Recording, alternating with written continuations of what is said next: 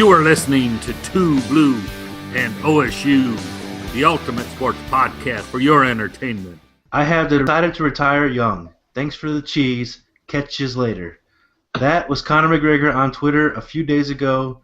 We'll get into that, NHL playoff recap, NBA playoff recap, and much more on this episode of 2Blue and OSU. I'm your host, Zach. I am joined with Morgan. Morgan, what's going on, big guy? What's going on, man? I'm excited to be here with you. I'm in the doghouse right now, but I'll get my way out of it. Got to battle your way out, huh? Yes, sir. Also known as dig yourself in deeper. That's what you're going to do. Yeah, pretty much. And we are joined by our new co-host. He was with us last week as a guest. It wasn't a interview for him. He was always going to be our guest, and it turned out to be a good fit for us. Ryan Bogrowski, the host. How you feeling? I'm doing good. How are you guys? Hey, I appreciate you having me on the show all the time now. It'll be fun. Before we get going, Morgan and I, we did an introduction episode. People know about our who we're fans of, what sports we follow. Why don't you let our listeners know who you're a fan of and the sports that you primarily follow? Well, I primarily follow football and hockey. I'm originally from Ohio, but not a fan of any team from Ohio. I follow the Red Wings, Michigan football, Michigan hockey. Follow the Detroit Red Wings. And that's pretty much the majority of what I follow. Dabble a little bit here and there now that I'm on the show and some baseball and some basketball, but that's pretty much it. So that was another big selling point for us is he's also a Michigan fan, so we don't have to change the name. We still have two Michigan fans to beat up on the Buckeye, which is awesome. And it was a good fit. Even though Morgan was like, let's get a Buckeye on here. Let's do that. Go Blue and 2 OSU. I did not. Shut up. It doesn't sound good. It doesn't sound good at all. Not good at all, does it? I was all for it, bringing in another Michigan man. Let's make sure that much better when we beat you guys every year. Stop it. All right. You and your idiot Ohio State friends. Michigan hasn't beat us in forever in anything. Well, that's just a lie. Who was that again? Who did that shit? I don't remember. You don't remember? I was watching you back and forth with him on Facebook. It was pretty funny. He had no idea what he was talking about. None. He didn't even know the last time Michigan won. Like, he obviously doesn't follow the Michigan-Ohio State rivalry if you don't know the last time you lost in the rivalry. I mean, wasn't that the guy that was a friend of my buddy Corey Krause? Because then I share something, then I post something up, and then I tagged Corey in it, and then his buddy. No. It's one of our usual suspects. No, this was more recent. It wasn't Kyle Mullins. Is it Kyle Mullins? It might have been Kyle, actually. It might have been Kyle Mullins. I'll have to double check after the episode. So Kyle, if I forgot, you're not worthy of remembering anyways because you're a Buckeye fan. He got so bad. He again called me an arrogant asshole. I think it's becoming a trend for a lot of people nowadays. And they're not exactly wrong. I am. You get that a lot from my friends. Yeah, I really do. I do have to say though, if like people beat me or outwit me, I have to say that's gotta, from an outside looking in, that's gotta be like the best feeling in the world. Like I would imagine that being a great feeling, beating me in any argument or anything really. That's gotta feel really, really good. Yes, it does. I have felt that feeling many times on this podcast. You've never felt that on this podcast. You're always wrong on this podcast. I don't know what you're talking about. So before we get to our topic list, we had a couple of NFL draft trades that have really screwed up my mock draft is coming out. It'll be out before Thursday. I wanted it out before today, but these trades screwed up a lot of things because I had Laramie Tunsil going number 1 to Tennessee, and they traded their pick to the now L.A. Rams. I almost said St. Louis Rams. Got to get back out of that habit. They traded the first overall pick and a 4th round and 6th round pick to the L.A. Rams, and they got number 15 pick, 2 second round picks in the 3rd round this year, and a 1st and 3rd round next year. And then, of course, we also had the Eagles just recently traded to get number 2 from Cleveland. They gave up, or they got a second and a fourth round, and they gave up the number 8 overall, a third round, fourth round this year, a first in 2017, and a second in 2018. And Morgan Ryan, I understand what they're doing. I think the Rams are going to get Jared Goff, and the Eagles are going to get Carson Wentz. I mean, either way, they both go 1 and 2, two quarterbacks we have at the top of the list. But I don't agree that this is the year to make these kind of trades for these two quarterbacks. I don't see either one being a instant impact guy within the first 2 or maybe even 3 years. And if you draft somebody 1 and 2, those have to be your instant starter guys, your franchise players. And I don't see Jared Goff or Carson Wentz being that guys. No, there's a lot around Carson Wentz playing at North Dakota State. Wow, he didn't play any good competition. Whatnot, he didn't go up against Power 5 schools and a Power 5 conference. So there's a lot of doubts about that. But it'll be interesting, especially if Philadelphia does not take a quarterback at number 2. Then how far would Carson Wentz fall? But I'm not sold it's a complete lock of Philadelphia even getting a quarterback. I know who you're thinking, and we had this discussion earlier. You're thinking the running back from Ohio State, Ezekiel Elliott, to make sure Dallas doesn't get him, right? Is that your mindset? Yeah, that's kind of what I'm thinking, because from what I'm hearing, Dallas is either between Elliott and Boza, which why would you not take Elliott? If you're Dallas and your offensive line is that good, why would you not take the best running back in the draft? So I'm kind of thinking Philly's going to get Elliott. I think you're wrong, but that makes more sense to me. It really does. But I think what they gave up, that's way too much to give up for a running back in this number 2 pick. Don't you think? If they do end up getting Elliott, they did give up a lot for it. So people are probably thinking that they're going to get Carson Wentz, because I think Goff is like 99.9% sure to go number 1. But I wouldn't be surprised. I would not be surprised, Zach, if Philadelphia gets Ezekiel Elliott. Don't be surprised if Ezekiel Elliott winds up in the Elite 8. I hate you so much. Ryan, do you see these trades? Do you think they gave up too much for this? This seems like a lot for these two guys. It does seem like a lot. Those two quarterbacks, those got to be, like you said, starting right off the bat, franchise built around those guys. They're not worth that kind of money right now. Definitely, I don't see a quarterback that needs to go in the top 15 this year, let alone get paid 1 and 2. I truly believe that you could get the same year 1 value in round 2, and round 3 with a Christian Hackenberg, a Connor Cook, Paxton Lynch from Memphis, as you're going to get from Carson Wentz and Jared Goff. And you just gave up the house, you gave up the farm for these two guys who aren't going to win games right away.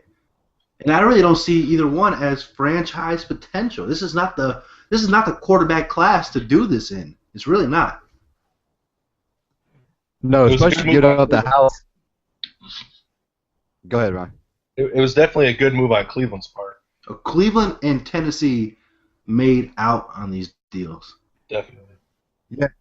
Yeah, I was just going to say that. I mean, look at the picks that they both got. You dropped from second to 8th? Yeah. So. And Tennessee goes from 1 to 15, which is a little bit farther of a drop, but based on what I'm thinking of what they're going for, they're stacking up. I mean, they have 4 new picks now for this draft. This draft alone, which is a draft filled with defensive ends, or defensive line, really, secondary players, receivers, and running backs and offensive line. It is stacked in this draft. Quarterback and linebackers are the 2 weakest ones. Quarterback being the most weak. So I think they made a great move, both these teams. Yeah, they definitely made out getting all those picks and dropping from first, you say 13, 15. Yeah, 15, and then second to 8. Yep. And still could possibly get the player that you wanted this whole time. And then you add on 3, 4, 5 more picks. Yeah. Why would you not want to take that trade, especially when you didn't want to get a quarterback the first 2 picks anyway? I mean, why would you get a quarterback if you're Tennessee with Mariota? Yeah. You don't need a quarterback. You're the Browns. You just signed RG3.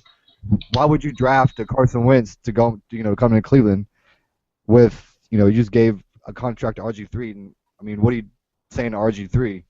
Oh, hey, you're our guy for right now, but next year, watch your back. I mean, forget next year, week 8. You know how this goes. You draft a quarterback number 1 or number 2. The fans by week 7 or 8 want to see this guy in action. I wouldn't even say the first 2 picks. It's almost in the first round. You get a quarterback in the first round. Yeah. Fans are screaming for him. If your team isn't doing well, fans are screaming for him by week 7, week 8. The Titans and Browns now have 6 picks in the top 100 in a draft that is really built around building a team. So I really think they did a great job. I will say this about the quarterback. I'm talking down on it, but I do see 3 quarterbacks going in the first round now. And I think an interesting one will be Arizona late in the first round. They have Carson Palmer getting older. They have the quarterback guru as their head coach. Paxton Lynch is a name to watch out for going to Arizona. A little foreshadow of what you might see in my mock draft coming out. I'll be done on Wednesday. I promise, on Wednesday. The last one I seen was Denver looking at Paxton Lynch at 25. Yeah. Denver or Arizona would be great landing spots. Well, yeah. Arizona more than Denver right now because you bring in Paxton Lynch and you have Butt Fumble as your starter. People are gonna get tired of him real quick. Yeah. Yeah, I could see the Cardinals. If the Cardinals draft a quarterback, I could see Denver also drafting a quarterback to kind of build up. I mean, you could have 4 to 5 quarterbacks going in the first round, and this isn't. I mean, just like you said, this isn't a very good quarterback class. No. And to see 4 to 5 quarterbacks go in the first round, that means Cardell Jones is going to be probably going high in the second round. I doubt it. He's going round 4 or 5. All right, Cardell Jones is he's a project. He gave up so much money coming back. What a bad move that ended up being. Yeah, he went from like a top 10 pick to dropping 3rd, 4th round probably now. Yeah. So 2 big NFL draft trades that don't make any sense to me at all, and from the sound of it, you two neither. It's going to be an interesting Thursday. Can't wait for the draft. I love the draft. I watch all of the draft.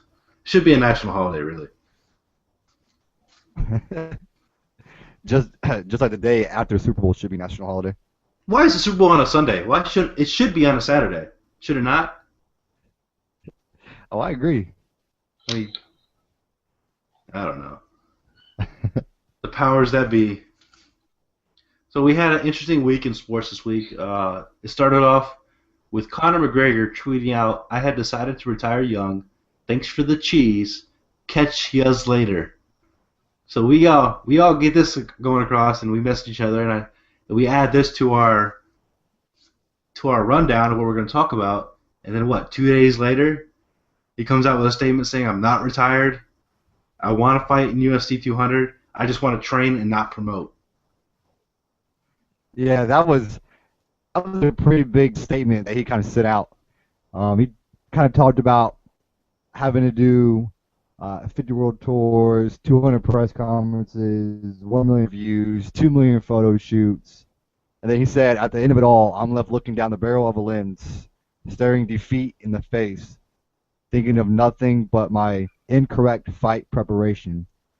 So that's why he was kind of like, I don't want to fly to Las Vegas to do this promotion because he was too busy training. I don't know if he was in like Portugal or Iceland or somewhere. He was somewhere else Iceland. Training for this fight. Yeah.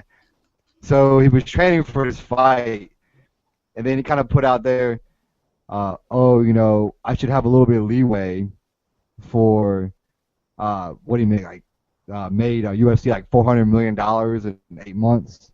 So he kind of wanted a little bit of leeway, but this is a business. Yeah, you made that much money. Yeah, you go fight, but you also had to help promote too. But I think this is all part of the promoting. I mean, I don't care what they say. This is all part of the promoting. I mean, just more eyes on him now. But he might not even fight Diaz now. Dana White came out and said, I guess they're going to find Diaz a new fighter. And Diaz is like, hey, it's either Conor or nobody. Diaz wants to fight Conor. But Dana White said he's going to find a new fighter for Diaz. I don't know what's going to happen. Ryan, what do you think? Yeah, I agree. I think it's all part of promoting the fight. You can come out one day and say, I want to retire young. Originally, I seen a thing on, I think it was MMA website. It was saying that it was originally in response to an MMA fighter dying after getting knocked out in the ring in Ireland. That apparently McGregor was sitting right outside the cage, watched the whole fight, and the guy's name was João Carvalho. Probably not saying that right at all. And that kind of put in perspective what he really does. Then he was saying, we're going to leave the fighting to the rest of the monkeys, and and I'm just going to work out what I need to work on. And then he comes in and says it was all about promoting. He didn't want to have the responsibility of promoting, just wanted to focus on getting prepared for the fight. It's all a game. It really is. Just trying to get the hype up for the fight. Like Morgan was saying, even if he does fight, there might not be a fight between Diaz and McGregor. So who knows what's going to happen at UFC 200. They held the press conference on Friday, and Dana White came out and said that they were going to find a new fighter, like Morgan said. And Diaz came back with, I came here to fight McGregor. It's McGregor or nothing. Diaz also tweeted out after his original tweet. He said, I guess my work here is done. I'm retiring too. So they both came out the same day saying they're retiring. And then Diaz at the press conference. McGregor's in Iceland training. I have no idea what the hell is going on right now. But Dana White and Ryan, you and I were talking, and Dana White is obviously a very stubborn guy, but he's a good businessman. There's no way he passes up on Diaz McGregor rematch. There's no way. It's what every fight fan wants to see. Is he gonna cave to McGregor or is he not? I mean, he's gonna have to. I mean, he's the face of UFC for right now. I mean, just his press conferences is almost a must-see television. Like, you want to tune in just to watch him talk crap with his opponents. He's pretty good at it, too. So, I think Dana White will cave in. It's a business. It's obviously all about money. But there's a lot of talk about UFC trying to start up a little union now, which is what I've heard a lot of people mention. I don't know what your thoughts about that would be, about UFC fighters having a union or some sort of union for them. I mean, every other professional sport has it, right? MLB, right, exactly. They all have players' unions, so it makes sense. Yeah. Do you think Dana White's gonna cave, Ryan? Because I'm starting to lean towards no now. To be honest. I mean, like Morgan said, you almost think he has to. There's going to be a lot of money lost if this fight doesn't go through. A lot of viewers probably not going to be watching as much, especially not UFC 200, because they're going to take a lower card fight and make it the main event. And two guys that, really haven't established themselves in UFC enough to be, the main card. But Diaz isn't going to fight unless he fights McGregor. McGregor wants to fight. It's just whether Dana White's going to allow him to fight or not. Dana White said we try to be as lenient as possible with everything we can in UFC, but promoting is one thing that we try to hold to a standard where everybody needs to promote the same across the board, because that's what makes the fights. The guys going to the press conferences, doing the commercials, and all the smack talking that goes on between the fighters. That helps build up the fight to get people wanting to watch. So I don't know. It's going to be a close one. I almost think he has to, but I don't know if he's gonna. I don't know if he is or not either. At this point, and again, I think he's very stubborn. I think he's a stubborn dude, but he's a businessman too. So you're kind of back and forth on it. But McGregor needs to realize that that's part of the business. He says he's not a promoter. He's not getting paid to promote. You are getting paid to promote. You're not just getting paid to fight. You're getting paid to promote, to get people interested. And we watched the last fight because he was such a great trash talker and his opponent was terrible at it. We were all just laughing at it the whole time. And then we get excited about the fight. And then he loses, which is even better. But Yeah, part of that statement that Conor came out with, part of it read, there had been $2 million allocated for the promotion of this event, is what they told me. Then he said, so as a gesture of goodwill, I went and not only saved that $2 million in promotion money, I then went and tripled it for them. So he's kind of, I don't know, he's just toying with everybody. I mean, going from his first statement to this statement, what he wrote about in this statement, I mean, this was a big, freaking long poem he wrote here. yeah. It was just, Yeah, he had that huge thing he put on Facebook. yeah. At the end of it, he wrote, as far as the U.S. Anti-Doping Agency, UFC, and my contract stipulations, I'm not retired. But as far as everything else, you know, he said 3 days before that he wants to retire. So you never know. I mean, this could all be part of the game to promote the fight, but it's not doing a very good job. A name I heard about UFC to replace him and Diaz on the UFC 200 is Jones. So that would be if he has to win his next fight, then he'd be put on a 200 card. I don't know who his opponent would be. He's at least a well-known fighter. I just don't know who he'd be fighting. It's gonna be an interesting one. It's gonna be an interesting thing to follow, and we'll keep tracks on it. And if anything new comes up, we'll definitely have it on a future episode. Let's move on Yeah, to the Oh, sorry. Oh no, I was gonna say if it wasn't for Dana White coming out and said that they aren't fighting, I mean, you can almost, bet the house that Diaz and Conor will be fighting in UFC 200. But with Dana White coming out and said that they won't be fighting, it'll be interesting to see what happens, see who he chose, and see if Dana White caves and gives the people what they want. I'm leaning towards the no right now. Jalen Rose reference. I can't believe I said that. Gotta get the people what they want. I can't believe I said that. God, it's so catchy. I hate Jalen Rose. God. Haters gonna hate, haters gonna ain't. I cannot stand him. You are listening to 2Blue and OSU. Let's move on to the NHL playoffs. It's been a frustrating one for we Red Wings fans. We have officially been eliminated. Again. Again, in the first round. Again. By Tampa Bay. Again. Again. Ryan, we were watching the game. What do you think? You know, I was streaming it, so I was a little delayed from what you guys were watching. So you knew that it was over before I did. But it seemed like it was a pretty good game for the most part. I mean, we couldn't get anything going. Power play's been awful this whole season, really. We went from the best power play in the league last year to the bottom this year. We actually had the worst power play in the playoffs. We had, I think, 4% was our power play percentage. 1 for 25, I believe it was. Yeah, it was around Something like that. We just couldn't get anything going. We didn't have any veteran leadership. Datsuk had 0 points in 5 games he played. I believe Zetterberg had 1 point. I mean, the only Tatar had 3 points and Mike Green had 2. Those are the only 2 players that had more than 1 point. Not a single player had more than 1 goal. They couldn't get anything going. Passing was awful.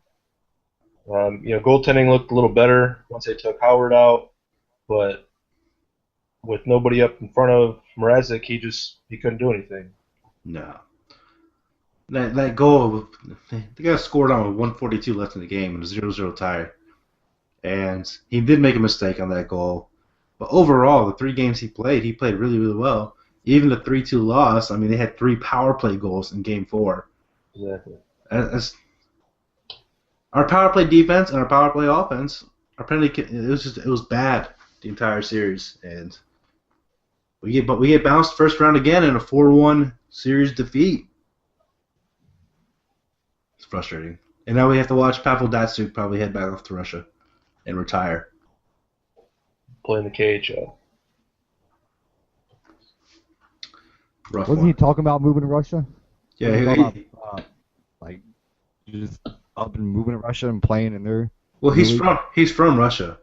He's a Russian citizen, so he's going back to Russia now to play in their league and retire there, and go back to the motherland, I guess. He said he wanted to get some a few years in the KHL before he was done with hockey for good. Yeah. Same thing happened with Fedorov. I mean, he did the same exact thing.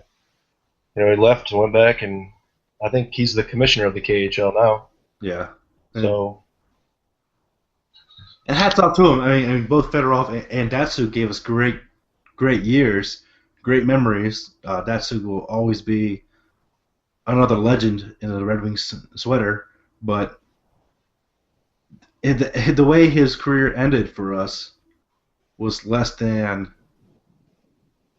what it should have been for a player of his caliber. It was tough to watch him on the ice and be a shadow of what he used to be for the Red Wings.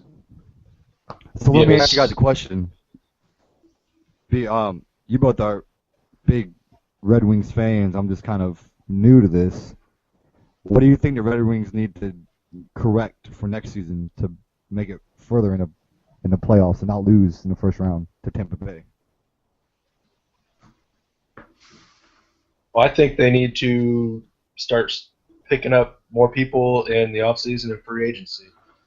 They pick up a few players every once in a while. Nobody really notable. I mean, they're veterans, but their teams are getting rid of them because they're on a downslope. They're not getting rid of them because of, they're not picking up people like Patrick Sharp because Chicago can't afford to keep him with Kane and Taves. They're picking up people who are on the end of their career and spending a ton of money on them. And they picked up guys who have played for him for 2 years, and they're still paying their salary, and the guy retired. So Ken Holland's he's not making good decisions in the general manager position at all. No. We rely heavily on our farm system, our draft and our farm system, which the Grand Rapids Griffins are one of the best in the AHL. Year in and year out. We have great young talent at that level, but it comes to a point where you need to bring in superstars. We had this discussion with Morgan. I'll put it in terms you can relate to. Think Arsenal, exactly like Arsenal. That is what the Red Wings have been for the last few years. That's what we're the Arsenal of hockey right now. I can see the resemblance. It's And I know as an Arsenal fan, it's frustrating. So for you, it's double because you're a fan of both. yeah. I get it in 2 different seasons. It's awesome. Of 2 of my favorite sports. So it's not like I can't just hide away from it because I love both the sports. So it's tough. But Mike. Go ahead. Mike Babcock left. He went to Toronto, and they bring in Jack Blashill, who was the Grand Rapids coach. Great coach, don't get me wrong. He won the Calder Cup in Grand Rapids, but he's the exact same type of coach as Mike Babcock. He's not bringing anything new or anything fresh into the locker room. He's basically doing things exactly the same as Babcock did. Nothing's changing. It's just a different man standing in the back of behind the bench. Yeah.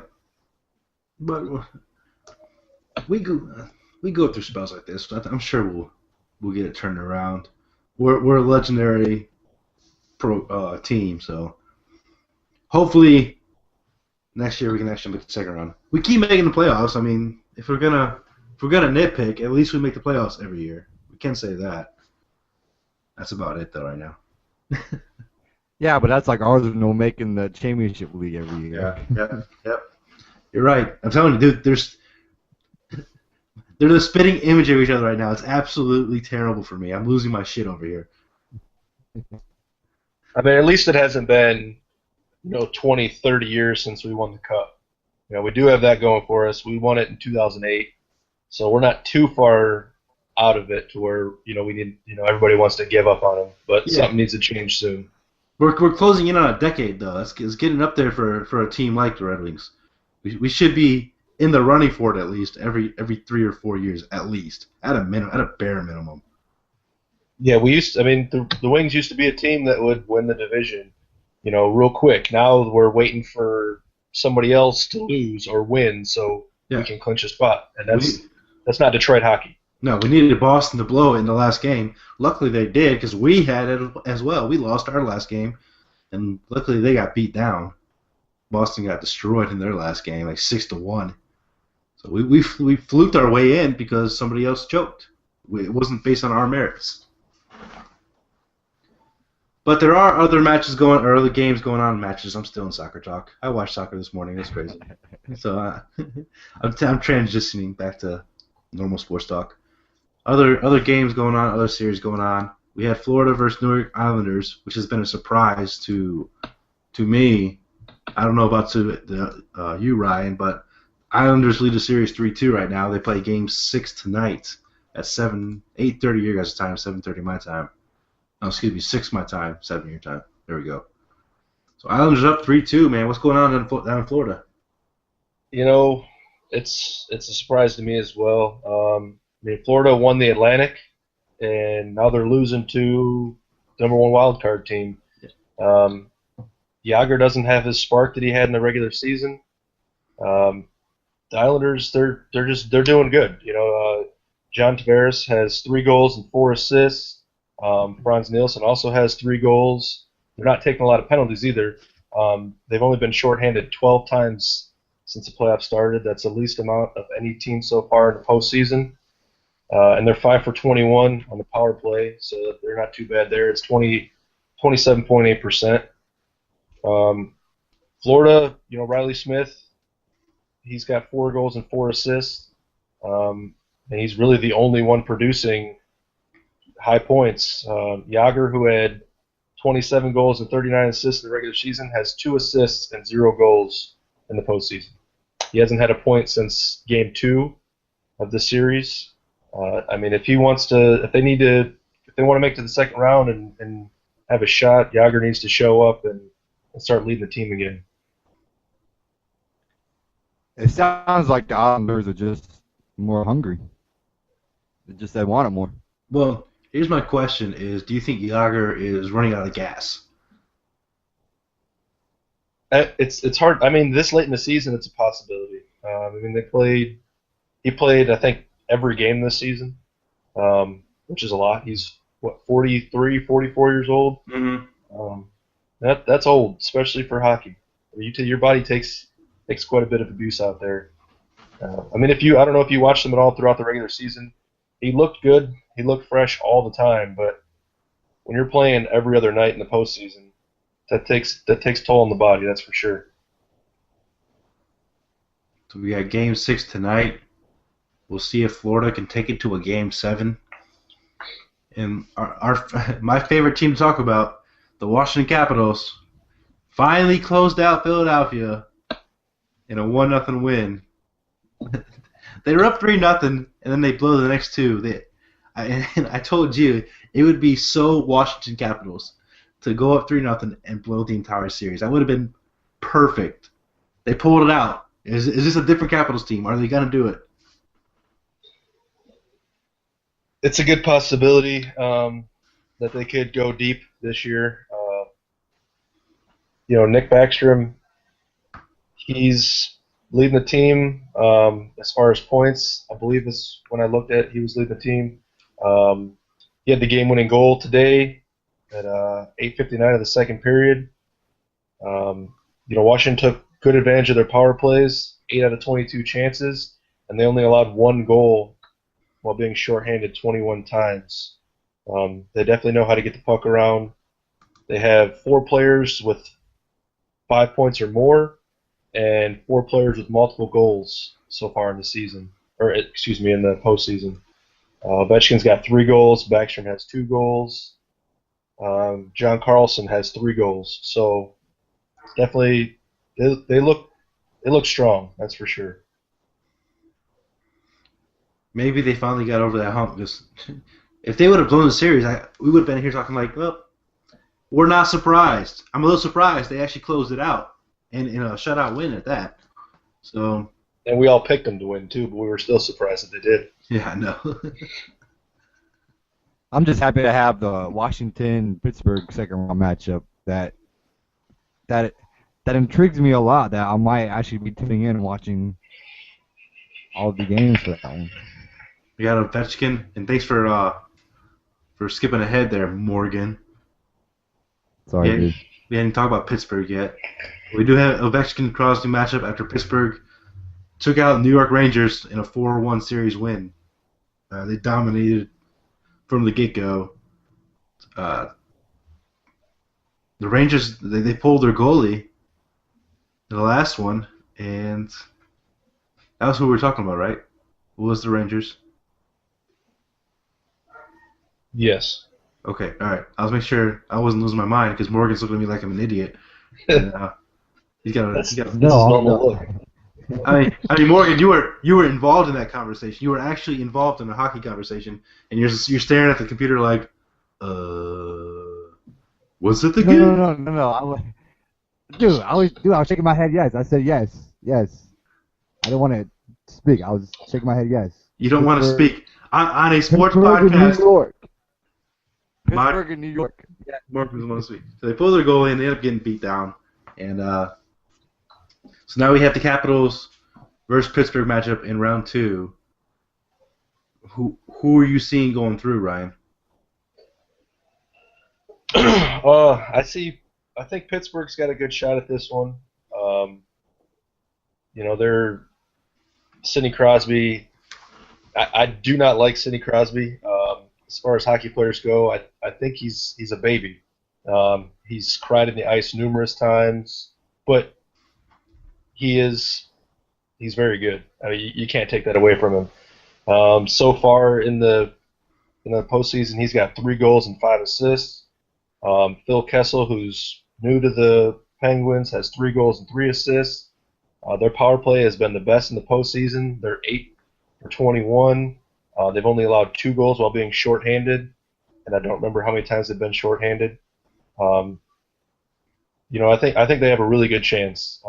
Phil Kessel's great player. Sidney Crosby, I mean, he is a good leader, and he can get things done when they need to be. So, think Cristiano Ronaldo, Morgan, and that's Sidney Crosby.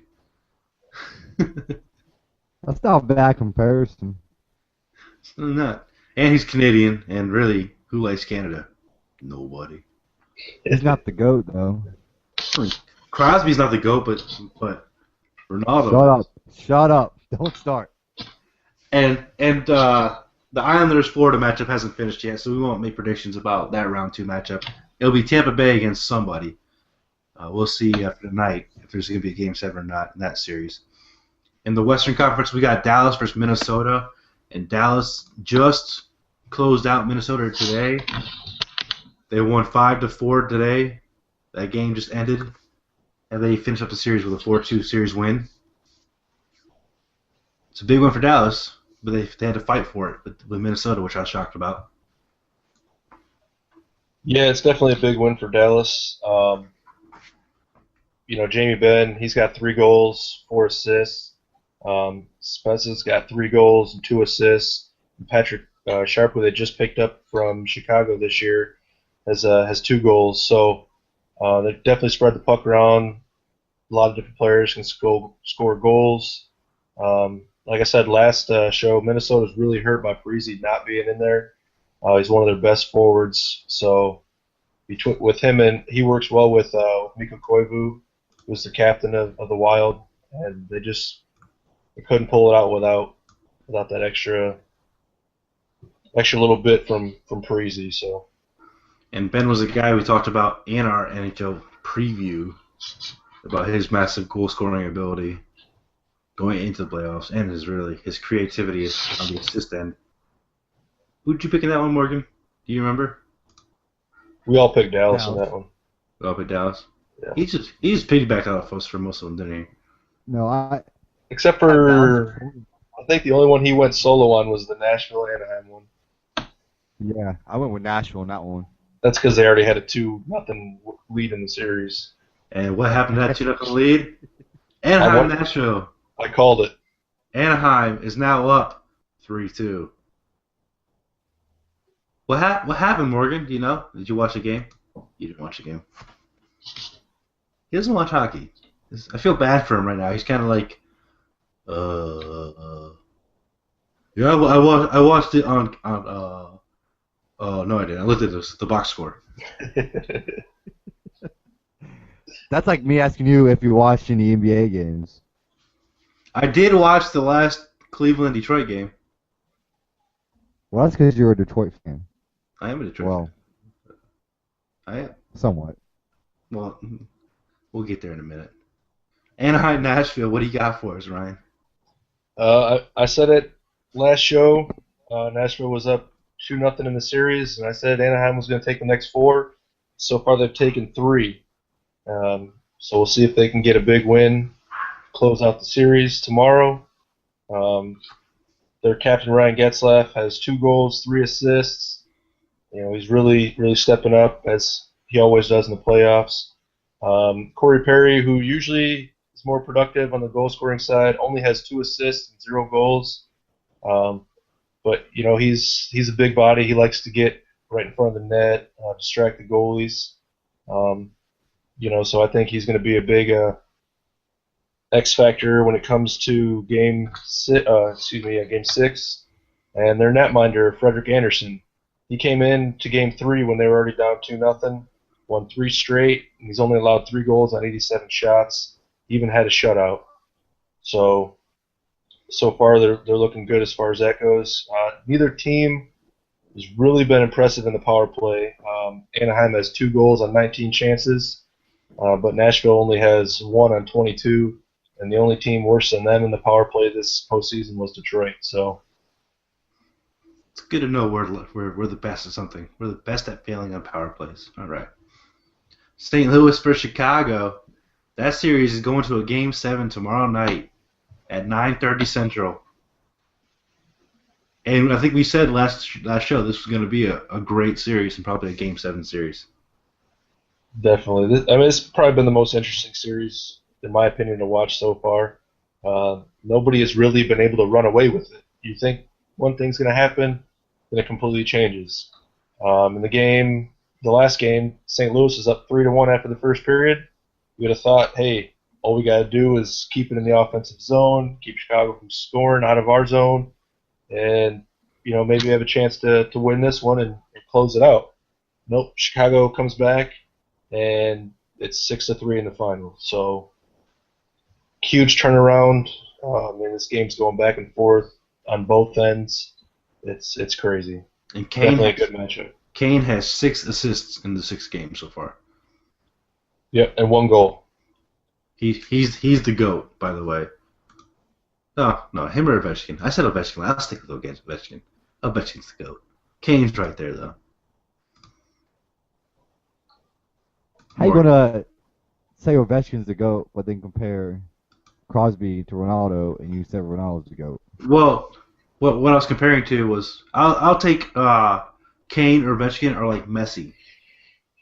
They don't really complain as much. They don't dive as much. Crosby's a little more animated, and I'll say vocal. Ryan will say crybaby. And with Ronaldo, you say crybaby, and I say vocal. It's kind of Well, Crosby does cry on the field or on the ice, so it happens. He's vocal. He's very passionate.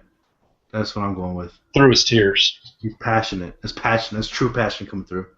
So that is. Do you understand the reference now? Have I lost you? Morgan? No. Yeah, I completely understand the reference. You just agree with me that Messi's the GOAT then. He's not the GOAT. Shut up. We do that podcast on Friday nights. Shut your mouth, sir. I'm trying to make references so he understands. He's turning it into a whole different argument. This is what he does. He's trying to help somebody out. This is what he does. Absolute garbage. And the last one, San Jose has taken out the Los Angeles Kings, and Jonathan Quick is now out of the playoffs. They won the series 4-1. I hate San Jose for what they did to Detroit for a couple of years, but they're still good. They're still a good team. They're still winning. They're still in the second round. San Jose has dominated this series from the start. They won first two games. Game 3 they lost in overtime, so that was also obviously a tight game. Then they finished the series 4-1. Everybody on the Sharks team except for 4 players has a point in the playoffs so far, and that's defensemen and forwards. It shows how well they play as a unit. You know, they don't have to count on one person or one line to score all the goals or be productive. They get the puck moved around, and everybody contributes. Their goalie, Martin Jones, he's only allowed 11 goals on 125 shots, and they've had 5 goals on 21 chances in the power play and only allowed 3 on 14 shorthanded opportunities. So overall, as a unit, they're probably the best producing overall unit in the playoffs right now as a whole team. Morgan, you look like you want to say something. What do you want to say? Do you have something good for us? Where's that great input we're looking for? No, I was actually looking up NBA stuff. Oh my gosh. We're talking hockey, and he's looking up NBA. Next hockey season, you're going to have to be like our go-to. Like, we're going to make you the go-to guy for hockey next year. Morgan Gardner will be 2017 hockey guy. How about the next round? I will be into it. See, it's just hard because it's like you have to pick NBA or NHL. So you either pick one or the other. It's hard to be all in on one, but then you miss half the games for the other. So Tell you what, I hate that they're both on at the same time. Watch the most interesting one, which is hockey. Don't you have DVR? It's 2016, dude. Get yourself a DVR. No, I don't have DVR. 2016, dude. Come on. Step it up. I mean, you can watch one game on TV and one game on your computer, or one game on TV and one game on your laptop, and then your tablet. Yeah, I have a website for you. I won't say it on air. True. I think it's illegal, a site, but I'll tell you later. It's how I watch all Michigan games in Japan for free. True, but I feel like you got to be invested in one. It's hard to invest in both of them. Like, I can't watch one on my phone, one on the TV, one on the laptop. Like, I have to kind of be invested in one. But the next rounds, I promise I'll be into it more. Especially the Capitals Penguins, because that one, it's Messi and Ronaldo going at it. I'll be impressed when you get their names right, though. I mean, I see the comparison that you're making, but when you actually get the names down, I'll be impressed. Ovechkin and Crosby, right? All right, there you go. See? What are their first names? Alexander Ovechkin and Sidney Crosby. All right. We're getting somewhere. Man, I am impressed. I'm stunned and impressed. So there's I know some names. You guys don't even need me for hockey anymore. Nope. You're fired. I do watch ESPN. That's the extent of his hockey knowledge. What was on SportsCenter this morning? What did I not lose track of thought on while watching SportsCenter this morning? When there's hockey's on, shiny things. That's Morgan Garber. No, it's more of I look at my phone when I get updates. I'm like, oh, hockey update. Let me tell them the Rangers pulled a goalie for giving up 6 goals. Let me tell them I told you that. I messaged that. You did, but I said I literally just got it on my phone when you said that. I'm like, oh yeah, I just saw that. That was probably the worst series that Lundqvist has ever played. He gave up 10 goals on 41 shots in 2 games. He even said... I thought he was supposed to be a beast. He usually is. He came out and said that... let's see, I wrote it down here. He said that he was not the confident, strong goalie that he needed to be this year to make the big saves to win the series. Wow. That's a bold statement to make when you're a professional goalie. Sounds like he needs a shrink. He got something going on. Lundqvist and Quick are out of the playoffs. That's shocking to me. It's ridiculous.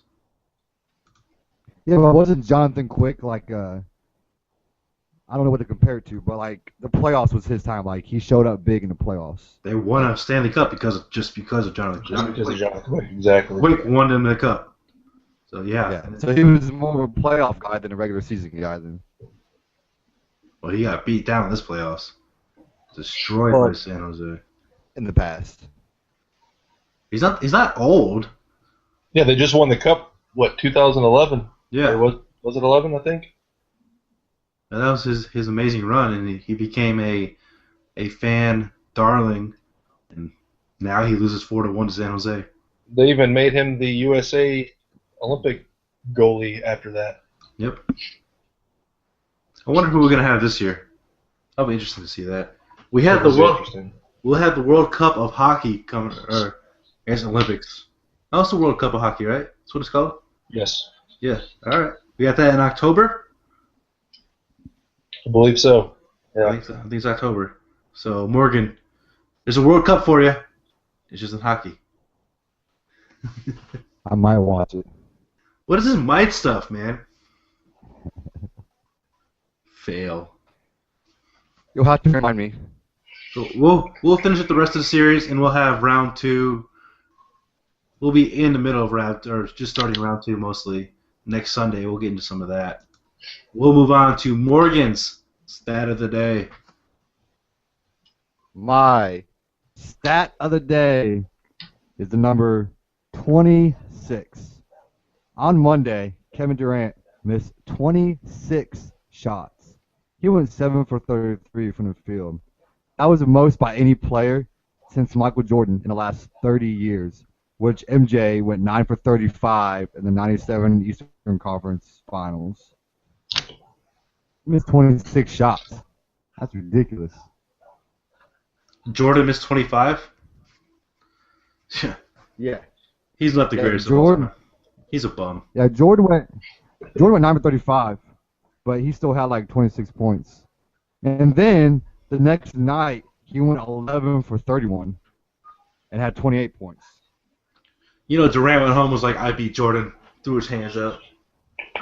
I beat Jordan at something. All right. That was a terrible stat of the day. I kind of screwed this up, though. I screwed up our rundown. Because we were supposed to have stat of the day after Conor McGregor. I jumped right into NHL playoff hockey talk. My bad, Don't Morgan. worry about it. Don't worry about it. We'll make it up on the fly. I'm supposed to be quarterbacking this thing, and I'm butt fumbling it like the Sanchez. Don't worry about it, Sanchez. We got you. I hate you so much. We have a new segment. Our new co-host just gets on board and he comes up with a great idea, and we have a new segment called This Week in Sports History. So Ryan, take us away for our first ever This Week in Sports History segment. I have a few of them here. I'll just give you 2 because I have a few more than that. But so April 24th, 1974, the NFL granted franchise to Tampa Bay Buccaneers, bringing the league to a total 26 teams. We know we've grown from that since then. We now have 32 teams. 32. Also, April 18th, 1999, Gretzky played his last NHL game. I would say he's probably up there in the GOAT talk, so that's a pretty big deal. He is the GOAT talk. He's in there. He's the king of GOAT. I think he would have been a lot better if he would have never left the Oilers. But Morgan. that's just me. Morgan, do we have to go over the GOAT again? What the GOAT is? You can't be a king of goats. There's only one GOAT. This is ridiculous. How many times are we going to do this with you? So are we doing last He's the greatest of GOATs. He's the greatest of GOATs. Of all the GOATs of every sport? Is that what you're saying? No, just hockey. You're an idiot. Is he the GOAT of his era? He's a GOAT of his era. He's the GOAT of the 90s. I hate you so much. Are we doing last week or this week coming up? I think I made a mistake here. I thought we were doing from last episode to this episode. I messed up. Oh my God, Sanchez does it again. I'm butt fumbling all over the place, man. So mine's from this upcoming week. It's actually tomorrow. So I'll get back on track next week. We'll redo this segment again next week, and I'll be on track. But April 25th, 1901, the Detroit Tigers, trailing 13-4 in the ninth inning, scored 10 runs. It was known as one of the greatest comebacks in MLB history. It was also the very first game in Detroit.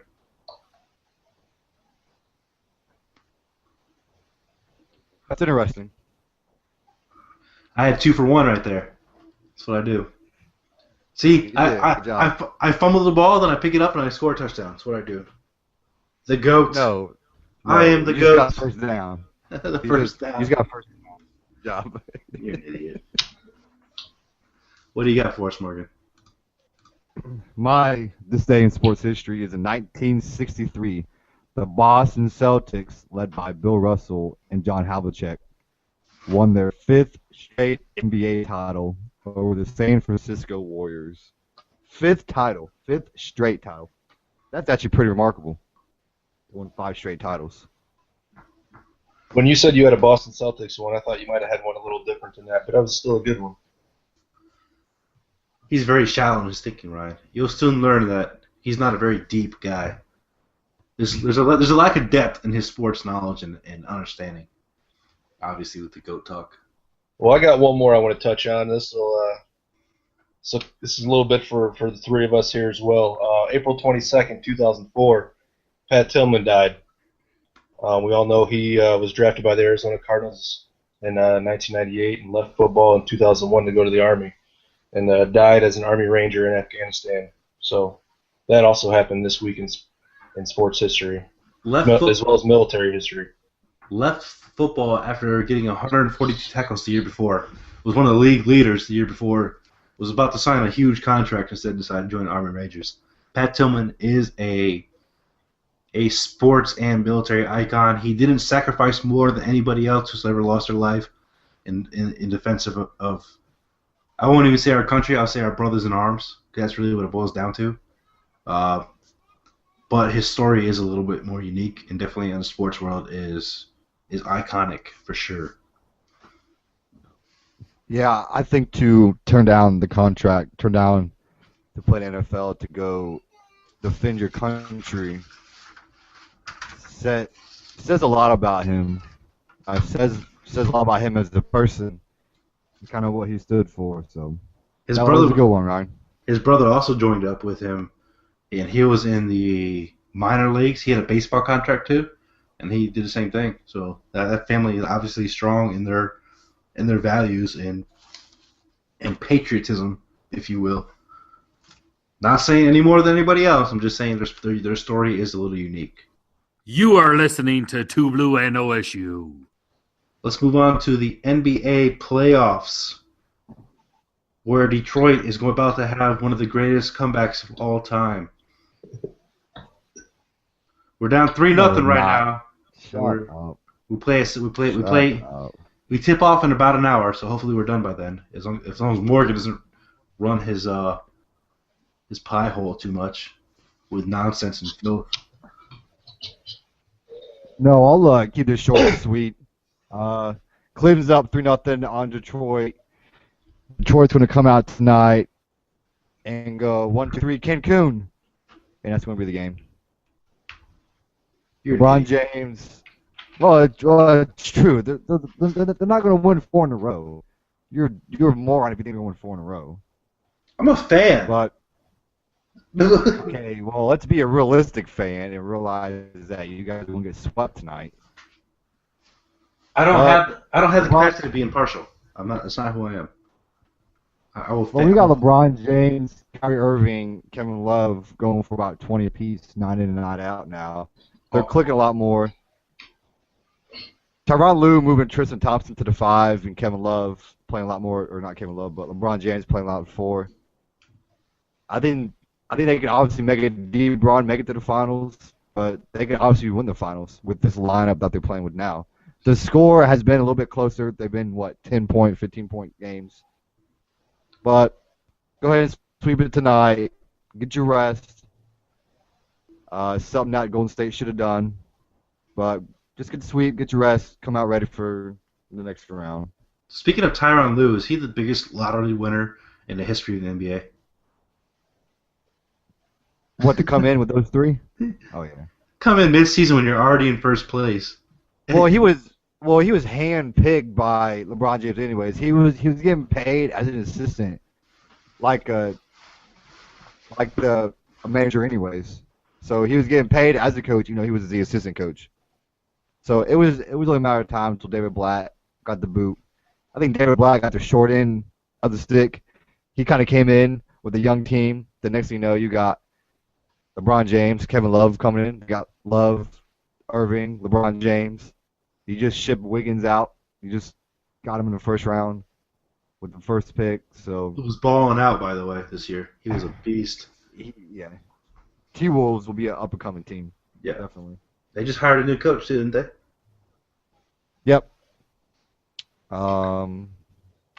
This guy's name. It just slipped my mind. Thibodeau. Yeah. Okay. Thibodeau. Yeah. Which he did great with the Bulls. I mean, that was a young team when he got the Bulls with Rose and Noah. Mhm. So he has a lot to work with there, and they're in Minnesota. You got Wiggins, Carl Anthony Towns is a big up-and-coming guy. You still got Ricky Rubio running the point. So it should be fun and exciting times in Minnesota. Kevin Mackin should be excited. It's going to be sad and sorrow times in Cleveland when they lose to the Pistons in 4 straight games, and then LeBron takes his talent somewhere else again for the second time. Let's see how confident you are. You want to make a bet for that? Hell no, I'm not making a bet with that. And if you learn nothing from your lost bet, which you will ante up on here soon, I think we're going to do a video recording just so I can spread it all over the place.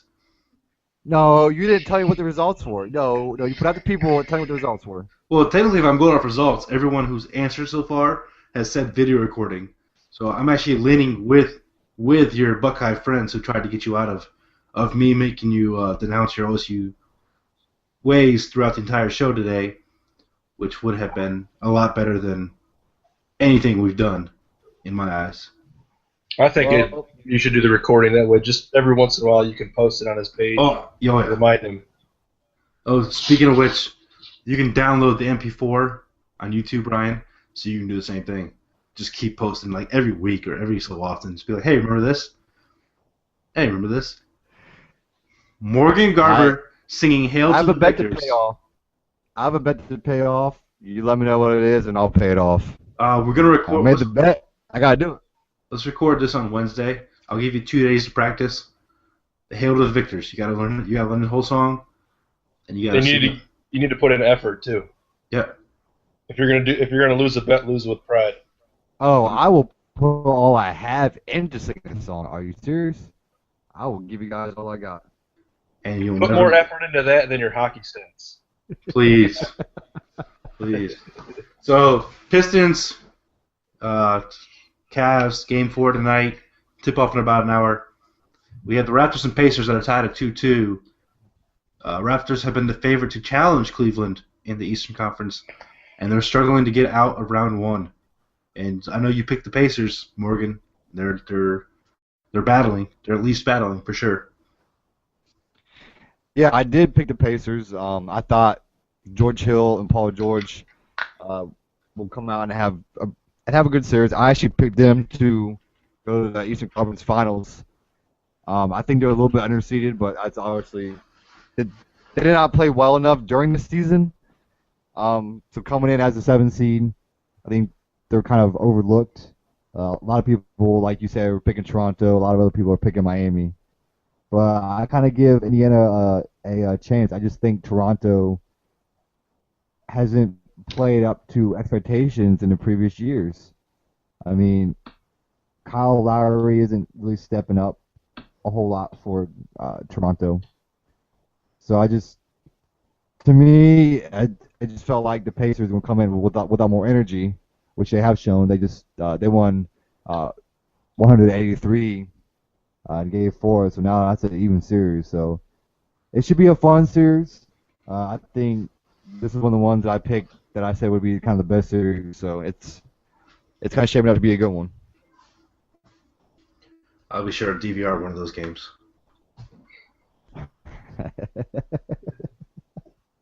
Yeah. Is this football season yet? Moving on. Heat versus Charlotte. Heat up 2-1. The Heat. Charlotte got their first win. Finally. I picked Charlotte to win this. They snapped 14-year playoff drought. They beat the Heat 96-80. I picked the Hornets. I hope the Hornets can pull this off. But we'll see. Michael Jordan and assistant coach Patrick Ewing, I guess, went up to Steve Clifford, who's the head coach for the Hornets, and said, hey, you got to post up Frank the Tank more. And that must be paying off for him. So he had 15 points. He had 9 of them in an 18-0 run the other night. That kind of broke a tie game. So I'm actually pumped with this. I think the Hornets can get another one. If they can get another one at home, then all you need is one in Miami. Game 4 is tomorrow night. Ryan, are you excited about this matchup? Do you think Morgan's Charlotte pick is going to fall through like I do and the rest of the world does?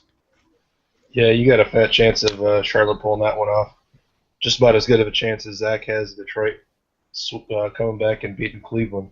4 straight, baby. 1 win in 14 seasons or 14 postseasons or so, whatever the stat is. That's chances aren't looking good for you on that one, Morgan. But don't count out Jeremy Lin and big shot Kemba Walker. Don't be surprised. Don't be surprised if the Charlotte Hornets win tomorrow night. Are in the Elite Eight. Because they're about as good as the college teams out there. Obviously they're not. They made the playoffs, you idiots. Who cares? They're the Hornets. That's a dumb reference. That's a dumb comparison. It's not at all. It's factual. Hawks versus Celtics. Hawks up 2-1, and I think they're winning right. They're playing right now. To live score. No, yep. Hawks up 54-46 early in the third.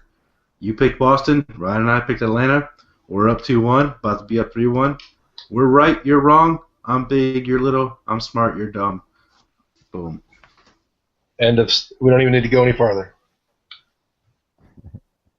Well, if Isaiah Thomas comes out and scores 42 every night, you give Boston a pretty good chance. They didn't win the last game. They're not. Yeah. Boston was kind of a sleeper for a lot of people. That's why I kind of went with them. Well, once they had that injury, kind of took a lot of air out of them a little bit, to where you kind of got to depend on Isaiah Thomas to put up 42. We just need a lot more from the role players. We need a lot more from Solinger.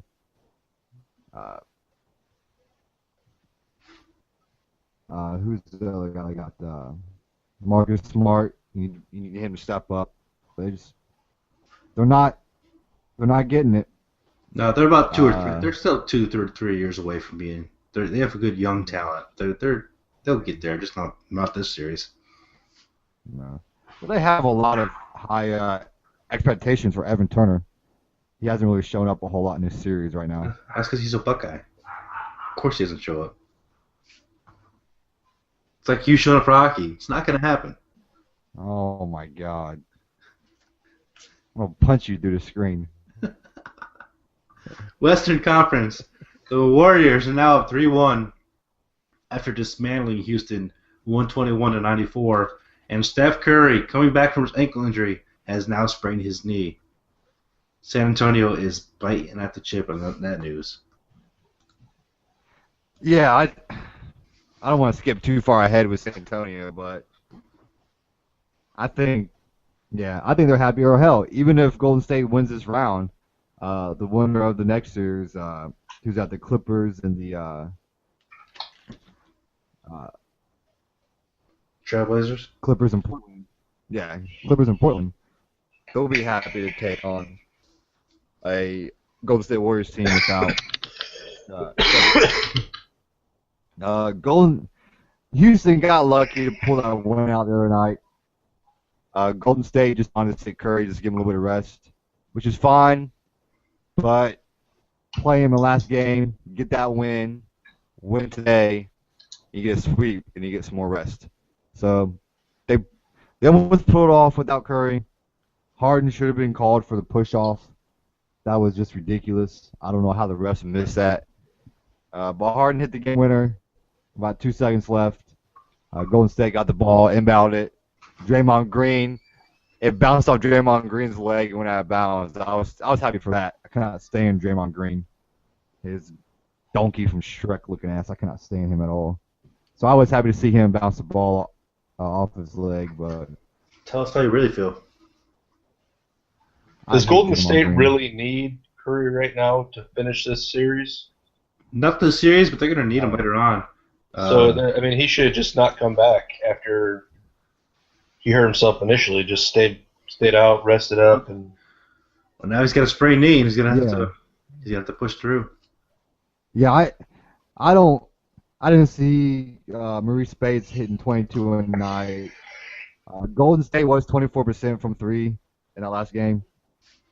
So, and Barkley actually came out during the halftime show and said that Golden State, or not Golden State, but Houston had fake hustle. He kept going on and on about they had fake hustle and they're going to lose the game by 10, and they didn't lose. But Howard isn't coming out and giving you 13-13 tonight when Howard and Harden can't even get along for one quarter, let alone a whole game. Houston's owner response to that was awesome. Yeah. Barkley would know all about fake hustle. That's all he gave us his last few years.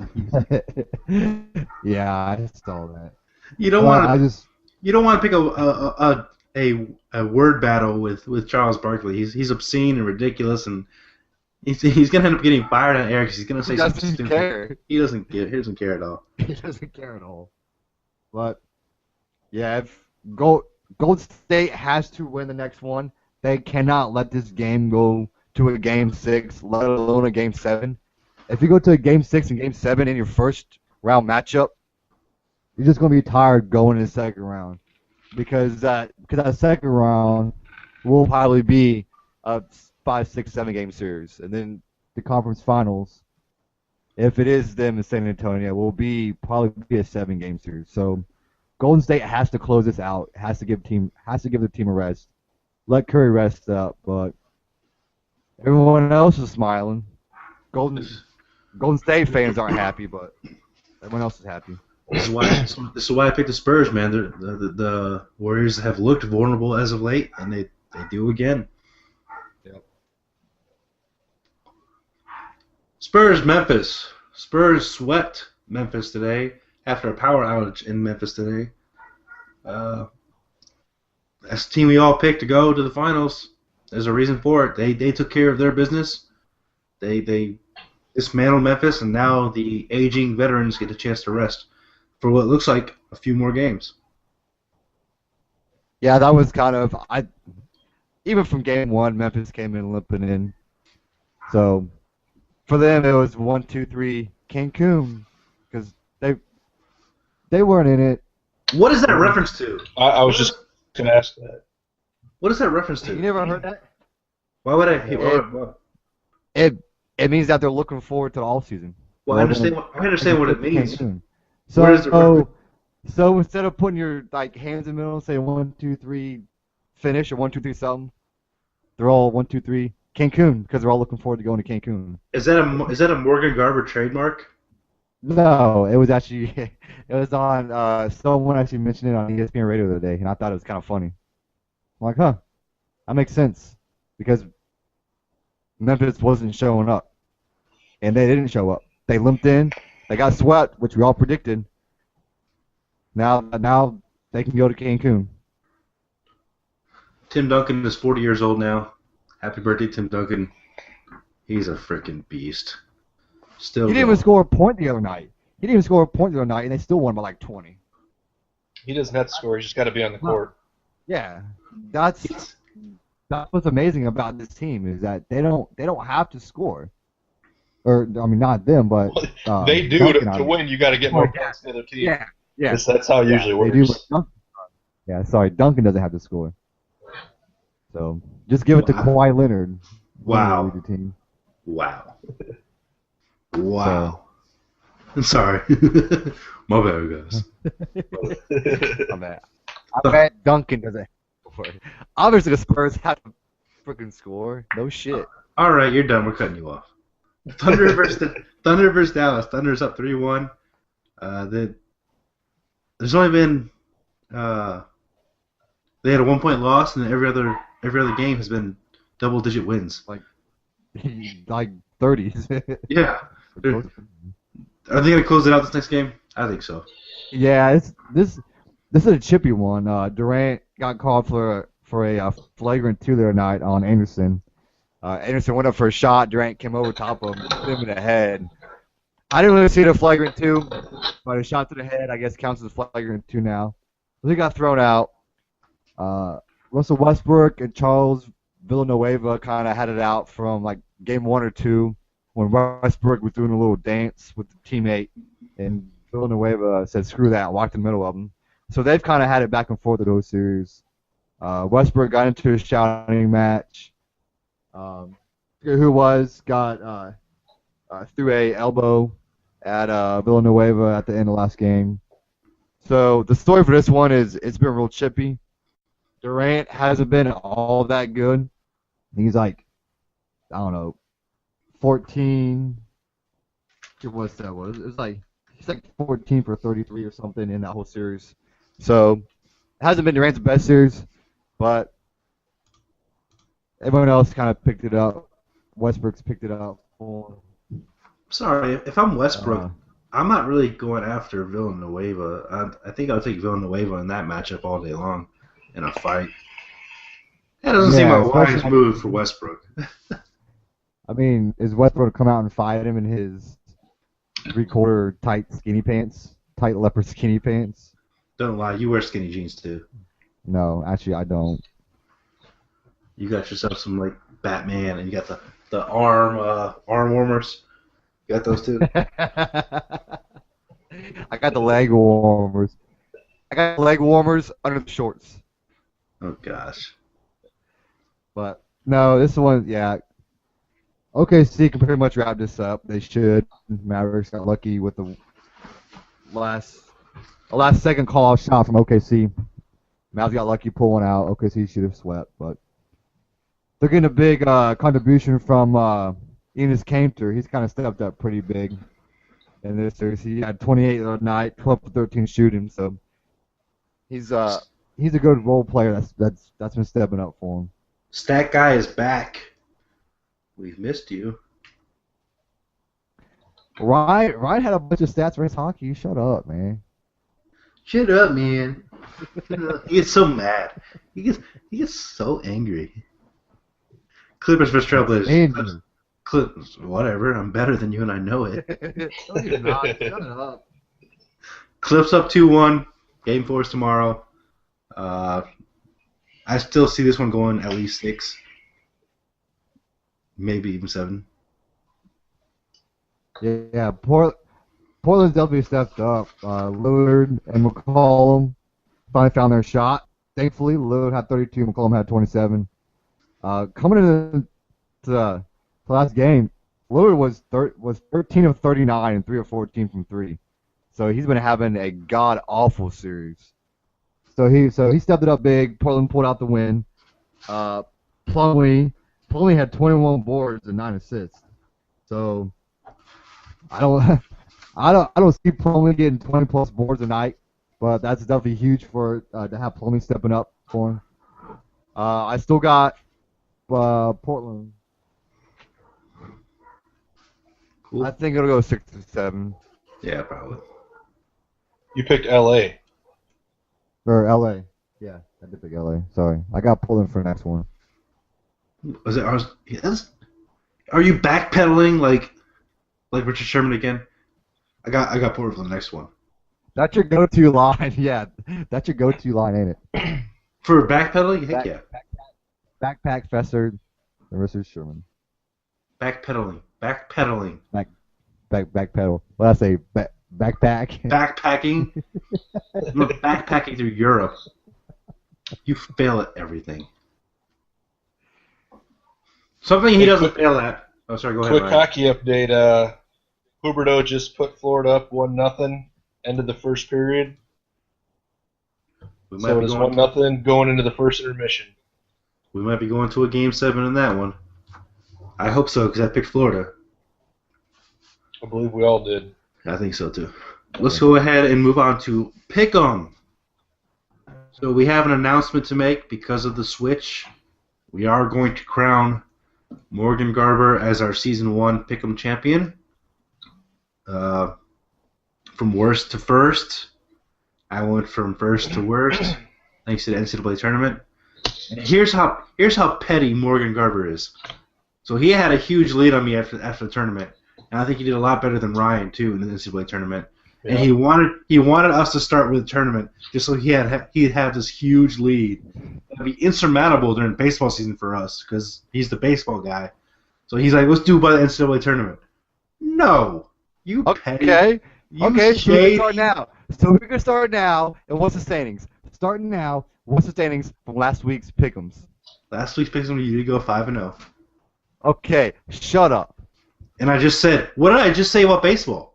What did I just say? I just said you wanted this insurmountable lead going into baseball season because you know you're going to have a decent lead after baseball season when we start football. Obviously, when I start dominating you. Obviously, I don't need that lead. We can cut it off, start with baseball, and I still got a 5-0 lead. You don't have a 5-0 lead. You have a 2-win lead, you idiot. I'm up 5. I went 5-0, therefore I have a 5-win lead. No, we actually won some games too, okay? So the standings right now. You guys don't matter. I can't wait till football season when I drown you. I'm not going to drown me, man. I'm the king of this. I'm the king when I don't do stats. So speaking of that, we probably will do more than 5 games when football starts because we might have to throw in a hockey game or a baseball game every once in a while. But it's going to be predominantly football. I'm not going to lie to anybody here. So we'll move into Pick'em. Standings right now are Morgan Garber 5-0. Ryan and I are tied at 3-2. Rally time. I got my rally cap on. Hold on. Where's my rally cap? He can't even find it. I got my rally cap on. So that was the closest thing to you was the military cap? Yeah, it's actually my third string. It was hiding in my office.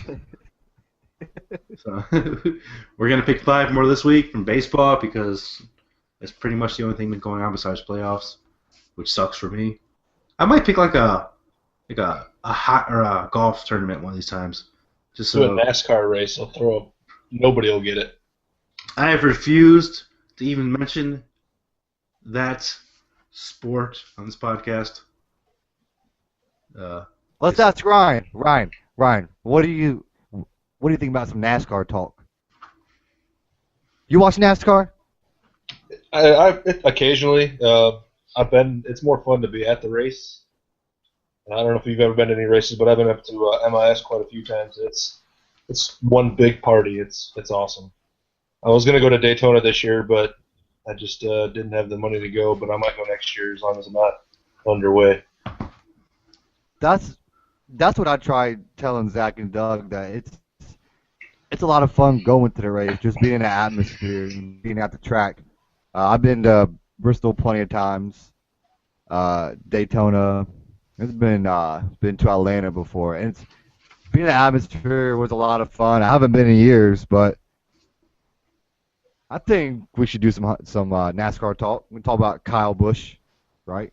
And that Kurt Busch. When he started even saying the name, he sounded like a hillbilly hick, like Kyle Busch, and he changed his whole sound changed when he said the name. You got to fit into the topic, so. Like Kyle Busch and I thought you have to. And Dale Earnhardt, and I'm gonna go drink to. some Miller Lite and show me your titties.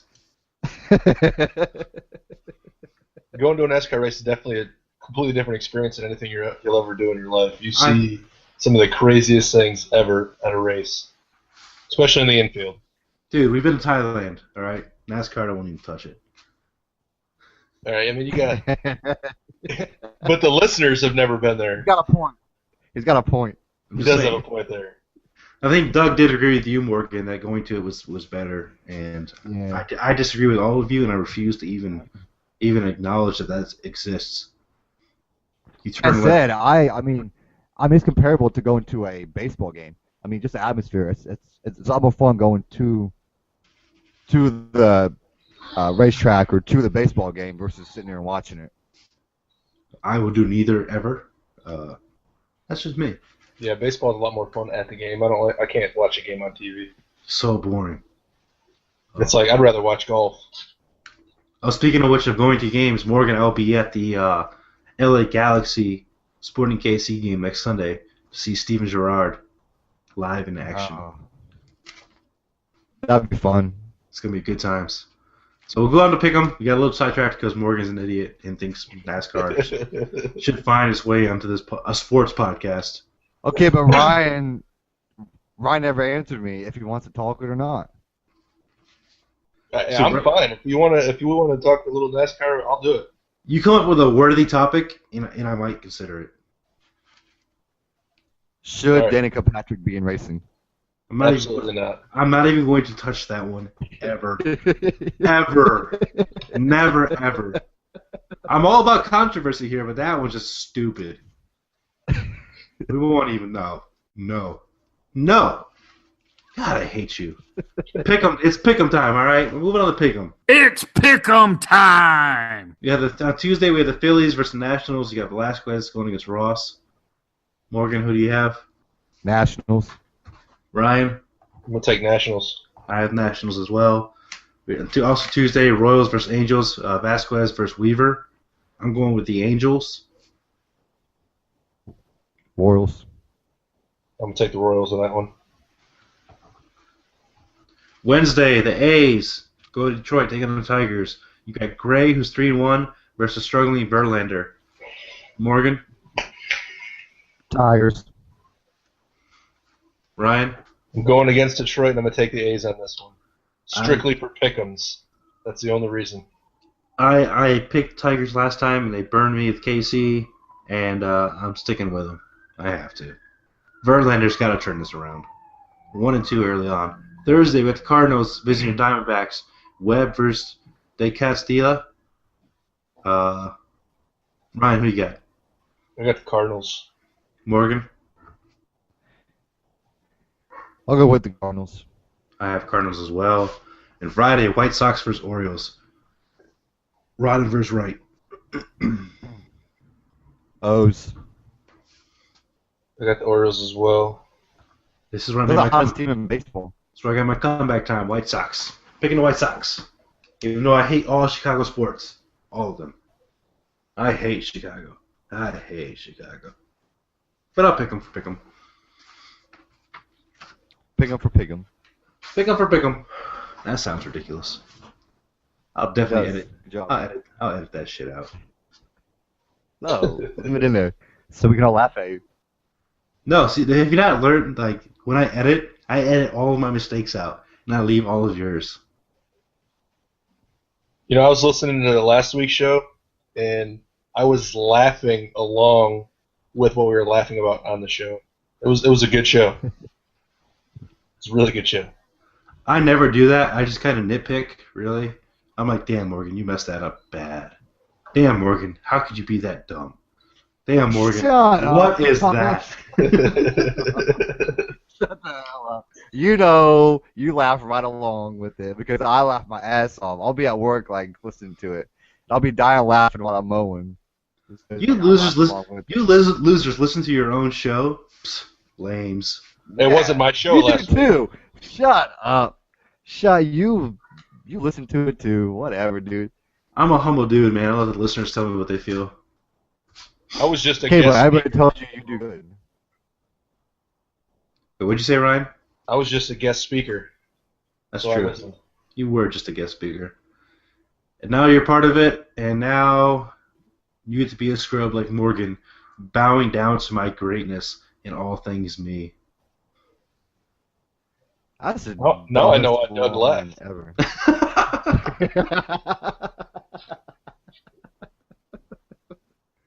Why we love sports. Why we love sports time. On that note, why do we love sports? And we have a new guest, and we'll let him kick it off. Or not new guest, new co-host, really. Oh, I'm Are gonna you start sure this he one? left? Why we love sports. Let's see. I mean, I like sports for all different reasons. It brings you to a whole new group of friends, group of people to hang out with, and Morgan, why you got that stupid look on your face? Because you don't get the show. No, it does. It brings you into a whole. It's kind of like being in the military. It's a whole new group of friends, whole new group of people that you have something in common or not in common with at all.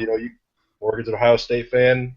We're both Michigan fans, so we can talk crap to him during the game, off season, anytime like that. But at the same time, you're still friends. You still can talk about. We have a sports podcast right now. Kind of, especially now that I'm older, it's kind of seeing these guys that I grew up with, not necessarily like went to school with or anything like that, but same age and everything else, seeing what they are doing in their life, and it's just a whole camaraderie thing that I think that brings everybody together. And if you don't like sports, I mean, you're not American at all. I don't disagree with you there. Commies and Canadians. What's going on? That sounds like pretty- trying to start a lawnmower. It sounds like a badass car. I live like right on the edge of a alleyway road, and I told you, man, crack house, dude. I got a bunch of weirdos driving by in their shitty cars. I'm not an elitist or anything, I promise. It's not me. Maybe a little. Whatever. Morgan, go ahead. Hi, my why I love sports comes from the Boston Marathon. Dang it! From- I should have gone first. Was that yours? Of course it was mine. Was it the? There's a whole reason why I made this segment up for this week. I put it back in. All right, well, okay, Go, okay. No, go ahead and give it to you, and I'll pick it back. You want the segment? You go first. Go. You want a segment? I will allow you to go first. Go. No, I'm letting you go. I called you. I said you can go. Tell the story, Yeah. and I'll just be like, yeah, pat on the back. It's your segment. You get credit for it. Go. Oh my god, it's not my segment. This is our segment. This is our show, Morgan. I'm a team guy. Okay, well, Just say you're why you love sports. God, I hate you. Finish Loaded Man from last year, muscular dystrophy is what he had, and he finished a Boston Marathon after 20 hours. His name was Michael Melment.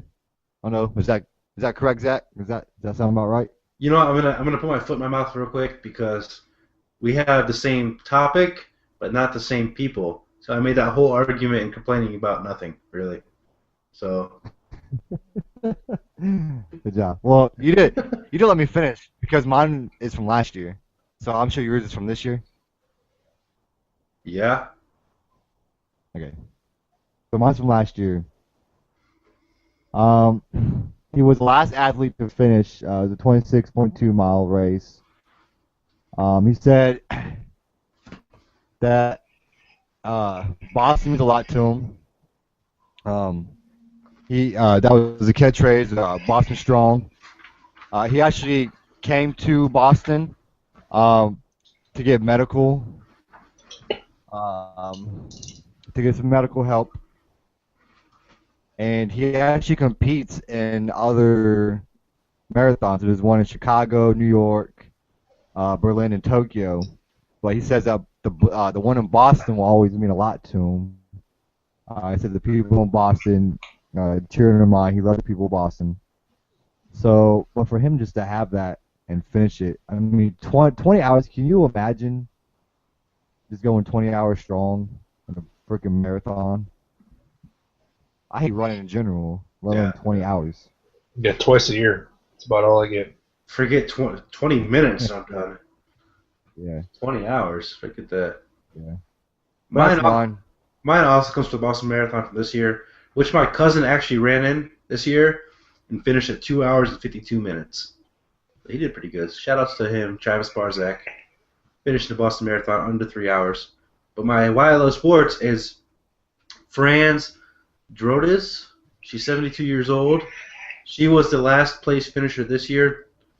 And this is 72 years old. This is her 75th marathon. Wow. And she was running for the Dana-Farber Cancer Institute and in honor of her husband, who was battling cancer for the third time. And he was there at the finish line to hand her, or put the medal over her neck. So my Why I Love Sports is for 72-year-old Franz Droese, finished her 75th marathon at the Boston Marathon, and doing it for a great cause, the battle of cancer. I feel like I went a whole different direction with that topic. It's your first time. We've all had that Why We Love Sports moment on this show so far. That's all right. That was a Doug moment. No worries. He's not wrong. And it happened 3 times for Why We Love Sports with him. Yeah. Well, how about this this little kid who plays Little League only with one leg? That's a good one. That's impressive right there. I I don't know a whole lot about the story. I just happened to see it on Facebook. That's the kind of direction we kind of go with Why We Love Sports. Is we find a great story that is uplifting and meaningful. Because all the stories you ever hear about are steroid users, female abusers, cheating, and in all the negative aspects of sports, which are very minimal in the grand scheme of things, like percentage-wise. They're the bad apples, but they're the ones who get all the headlines. So we try to bring the positive headlines to the forefront. Because that's why we love sports. We don't love sports because of the controversy or the negative. We love it because of all the great things that happen and the platform it gives great athletes to get a message out that's positive in. And that's why we do this. That's why we love it, and that's why we follow these guys in these sports. So we kind of go in that direction most of the time. I gotcha. Makes sense. I'll be more prepared next time. Hey, first show, you had to struggle your way through it with a great leader like me pushing you to the end. So your head getting bigger and bigger every time you freaking talk. Yeah. I gotta pop that a little bit with my standings. Am I an arrogant asshole? I've had like 5 people tell me that in the last month alone. It's gotta be. You are an arrogant asshole, but you're my arrogant asshole co-host. I have to put up with you. I don't have an option right now. You can't replace me. I wouldn't make this show. I am the heartbeat. You're welcome. The heartbeat. Shut up. And the God, you're brains. so full of it. And the braids. Brains. Also an idiot. Whatever. You don't even know what goat means. Yes, I do. He's the goat of the last 10 years. Oh my god. It doesn't make sense. Dude, I know what a goat is. Dude, it's the greatest of all time. All time. Yeah, Pele is the goat. But you, like every other sports podcaster, analyst, announcer out there, is like you have a cutoff date for your goats. Like you break it down by eras rather than all time. That's ridiculous. It drives me insane. That's the topic for another time. Pele is the goat. Pele is the goat of soccer. Cool story, bro. So that's our show. That's episode 10. We are in the double digits. Double digits. Double digits of Yes. 2Blue and OSU. We are moving along. Next week We we'll made have it this far. without killing each other and only losing one guy. Like I haven't had to replace the entire crew. It's awesome. You know what I like though is that I'm able to see Ryan too. Yeah, I don't have to So it's not hold. just me and you go back and forth. I don't have to hold like a headphone over a telephone and be like I had this the last 3 episodes. I had to like sit there and do that. I had to hold the headphone over the telephone. He didn't video in? No, he doesn't have internet. So we Who doesn't have internet? It's 2016. say people don't have DVR. I mean, I don't have DVR, I don't have cable, but I have internet. I'm Yes, I such have an internet. I'm such an elitist. I'm better than all of you. With my DVR, with my pause, fast forward, live TV, I'm the man. I'm just cheap. I'm a That's baller. why my daily driver is a dune buggy. That was awesome. I don't care if that's cheap or not. That's awesome. You should post that on the 2Blue page. That's what you should do. All right, I'll send it to you. All right. So that's our show. That's episode 10. We are double digits. We are moving along. We'll kick off episode 11 next week. Hopefully the sports world gives us some more great topics so that we don't have to fabricate nonsense for Morgan Garber. NBA playoffs still be going on. NHL playoffs still be going on. And, of course, baseball will be going on. Gross. And the NFL draft is next weekend. I'm sure we'll have an NFL draft breakdown. So that will probably be episode 11, actually. Playoff recap and NFL draft. So look out for that next week. We come out every Monday. Thank you all for listening. Have a great week. You have been listening to 2Blue and OSU. Check them out every Monday.